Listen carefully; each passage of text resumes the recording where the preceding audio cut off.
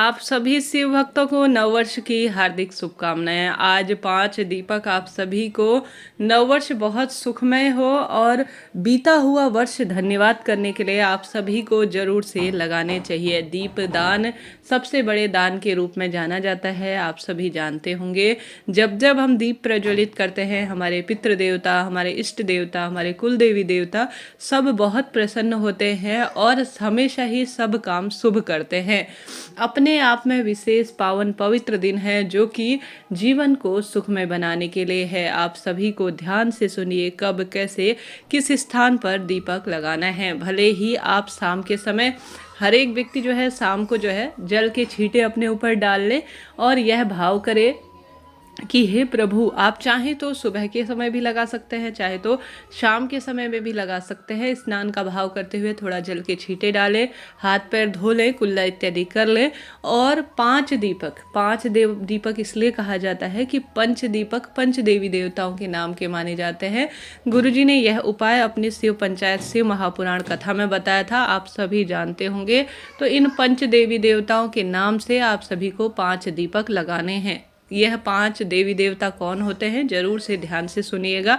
5 देवी देवताओं में सबसे पहले आते हैं सूर्य नारायण भगवान, जो कि प्रत्यक्ष देवता के रूप में हैं और इस खरमास में, इस पौष माह में सबसे ज़्यादा पूजित माने जाते हैं। तो 5 दीपक में सबसे पहले पंच देवी देवताओं में सूर्य नारायण भगवान आते हैं। दूसरे स्थान पर माता दुर्गा आती हैं, जो कि माता गौरा की स्वरूप है, अष्ट सिद्धि की जो है दात्री है, नवनिधि की दात्री हैं, नव दुर्गा स्वरूप में है, माता रानी की जो है काली स्वरूप में है, माँ गौरा स्वरूप में, माँ लक्ष्मी स्वरूप में, माँ अन्नपूर्णा स्वरूप में, सब स्वरूप में हर घर में विराजमान है। तो दूसरे स्थान पर माता रानी आती हैं।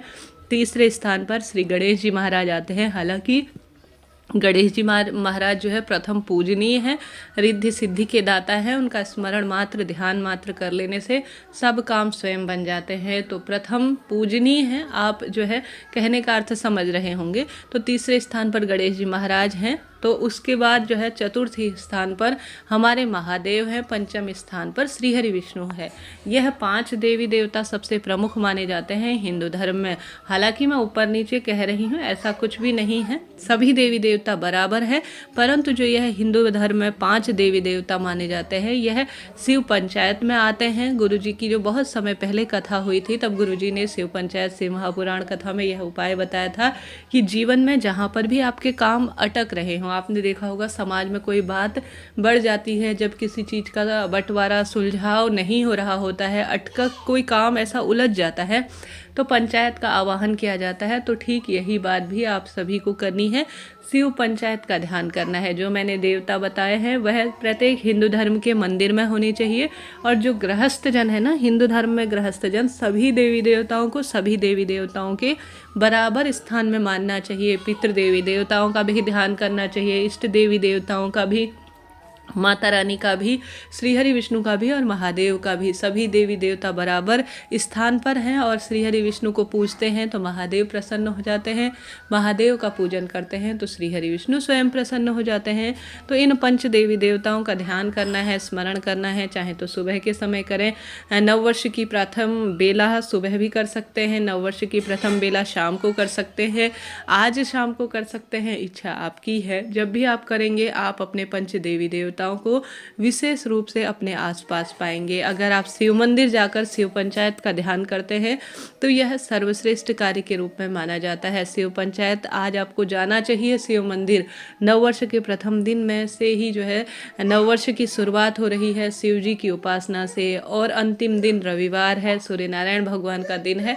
कुल मिलाकर ऐसे दुर्लभ संयोग बहुत कम वर्षों बाद आए हैं, तो आप सभी को यह दुर्लभ मौका छोड़ना नहीं है।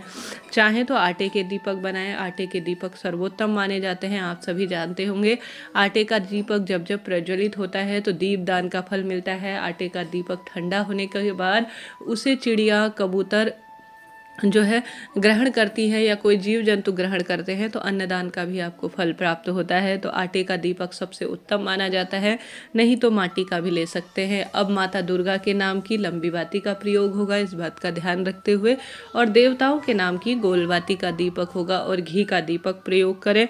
अब जो है झोली पसारे। हे प्रभु, मन कर्म वाणी से कुछ भूल चूक पिछले जो है साल हुई हो तो उसके लिए क्षमा प्रार्थी हूँ। नया वर्ष है और नई शुरुआत है। आप इस जो है नए वर्ष में मेरा सदा सर्वदा साथ देंगे।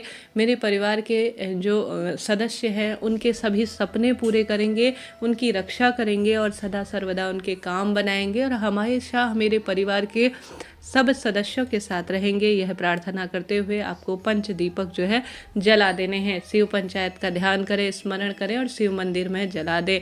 अगर ऐसी क्षमता सामर्थ्य नहीं है, गुरुजी तो देखिए शिव मंदिर में कहते हैं आपको वहीं जाकर करना चाहिए। आज के दिन बहुत शुभ माना जाता है भगवान जी के दर्शन करना। ऐसा संभव ना हो तो घर के मंदिर में देखिए कोई भी बात हो, माता पिता स्वरूप में हमारे महादेव हैं और माँ गौरा हैं, हमसे नहीं बन पाता है तो हम उनका आवाहन करते हैं, उनकी पूजा घर पर करते हैं। तो ठीक ही विधान यहाँ पर भी लागू होता है। अपने घर के ही मंदिर में शिव पंचायत का ध्यान कर कर इन पंच देवी देवताओं के नाम का आपको 5 दीपक लगाने का प्रयोग करना चाहिए। 5 की संख्या सबसे उत्तम मानी जाती है। तो आप सभी को यह शुभ काम आज के दिन करना है देर रात्रि तक। फिर देखिए भाग्य कैसा बदलता है। रोग दोष संकट आपको कटते हुए मालूम हो जाएंगे। यह बात हो गई प्रथम उपाय की। कोई चीज़ समझ में ना आए, पूछना हो, जो आप जो है कहीं पर कंफ्यूज हो रहे हो, नहीं कर पाए हैं तो इस उपाय को आज तो कल भी कर सकते हैं देर रात्रि तक, कोई दिक्कत की बात नहीं है।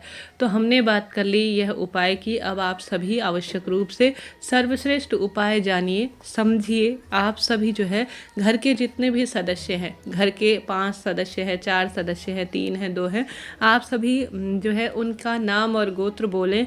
आप इस उपाय को आज भी कर सकते हैं, कल भी कर सकते हैं। आप जो है उनके नाम के सफ़ेद फूल ले लीजिए।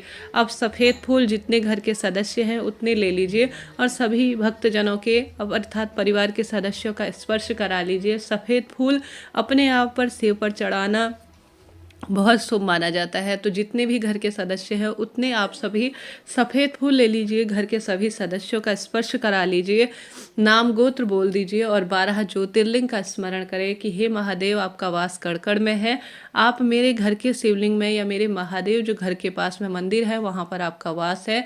आज घर के सभी सदस्यों द्वारा जो नववर्ष है उसे सुखमय बनाने के लिए आप पर पुष्प वर्षा कर रही हूँ। आप ऐसा कहते हुए जो पुष्प है महादेव का सुंदर स्वरूप में श्रृंगार करें। आप चाहे तो घर के 4 सदस्य हैं तो 4 पुष्प, उससे अधिक पुष्प जो है 4 तो घर के सदस्यों के नाम के हो ही गए। इसके अलावा आप अन्य जो अधिक से अधिक संख्या में पुष्प लेकर शिवपिंडी का श्रृंगार करते हैं आज के दिन, तो यह भी बहुत शुभ माना जाता है। साथ ही 108 गेहूं के दाने या मसूर के दाने या 108 की संख्या में चावल के दाने या 108 की संख्या में फूल जो है शिवपिंडी का श्रृंगार सबसे सरल कार्य के रूप में है और इसके परिणाम देखे गए हैं। आप सभी प्रयत्न करें, आज देर रात्रि तक यह शुभ काम करेंगे। जय श्री राधे, हर हर महादेव।